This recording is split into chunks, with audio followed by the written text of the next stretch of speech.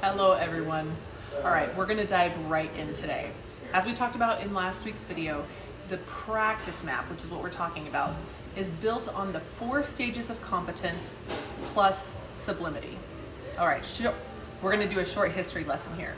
The 4 stages of competence were first introduced as a learning model in the 1970s by a guy named Noel Birch. Now it's mostly being used in business settings, and you'll see why soon. This model is based, as you would gather from the name, on competence, meaning can you do a thing?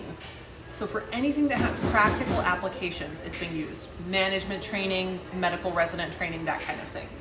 Now, interestingly, it hasn't crossed over too much into the educational space. Now, my own theory on this is that this is a result of Western education being too focused on thinking, specifically abstract thinking, non-concrete thinking, as the most important part of education.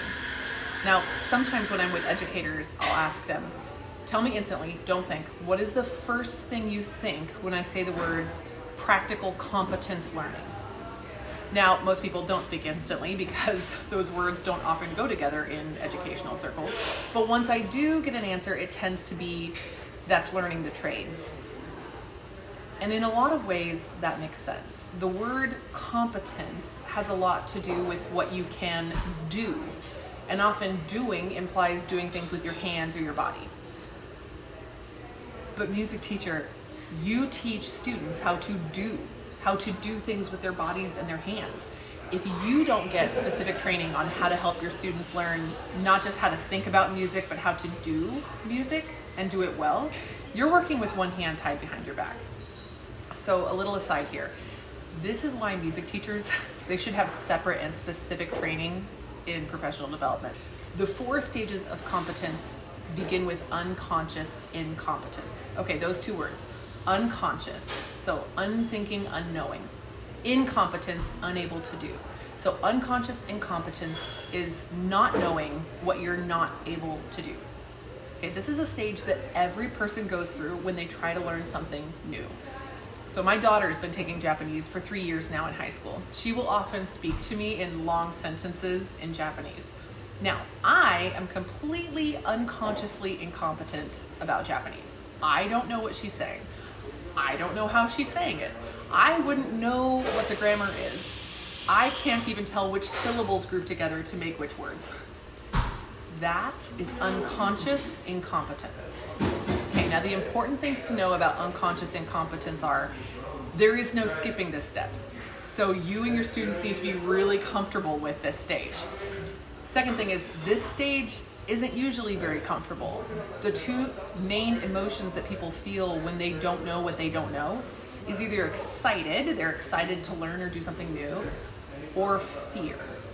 Now, in our videos on unconscious incompetence, we will get deep into how to help kids with fear and how to help them learn to see new opportunities as experiences with excitement attached. Okay, the next stage is conscious incompetence.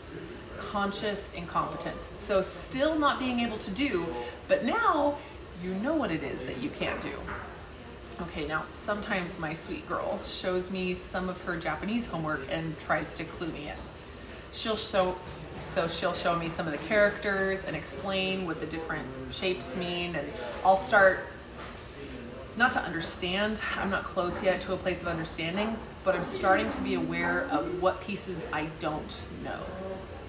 Now, the important things to know about conscious incompetence are, there is no skipping this step, so you and your students need to be comfortable with this stage too. And second, the most common emotions people experience when they are consciously incompetent are frustration and discouragement. Although, as we'll get into, this is more often kind of a pre-discouragement. In our videos on conscious incompetence, we will spend a lot of time talking through how to deal with both the frustration of knowing that something exists but not being able to do it well, and how to help students with their pre-discouragement. The next stage, the 3rd stage, is conscious competence. Now, this stage is also what most of us teachers think about when we're talking about practice. So conscious competence.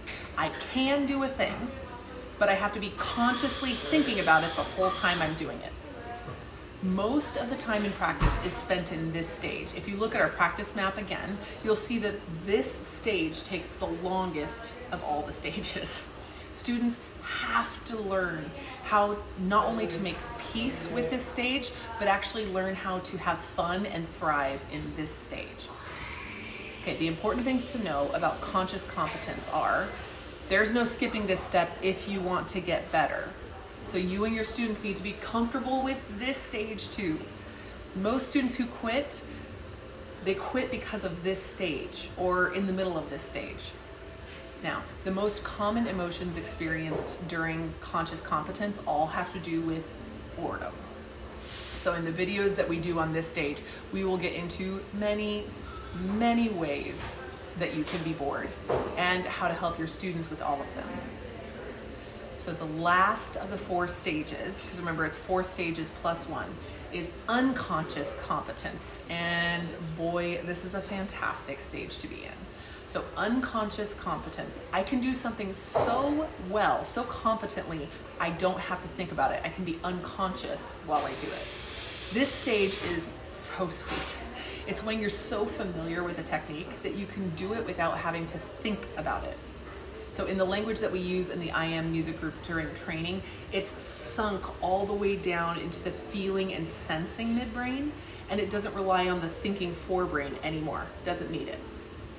Now, the important things to know about unconscious competence are, it's important not to squash your students, or yourself for that matter, when you're in this stage. And students can't stay here. To access their musicality, they actually have to move on to the +1 stage, which is sublimity. Now, because this video is, again, getting long, I won't get into sublimity too much right now, but you have experienced it. If you've ever felt music while you're playing it, you've experienced sublimity. There's so much to say on this. The video we're going to do on sublimity is going to be a massive one. We might have to do a couple. Hey, thanks for sticking with me on this overview. Next week, we're going to dive into unconscious incompetence. Looking forward to seeing you then.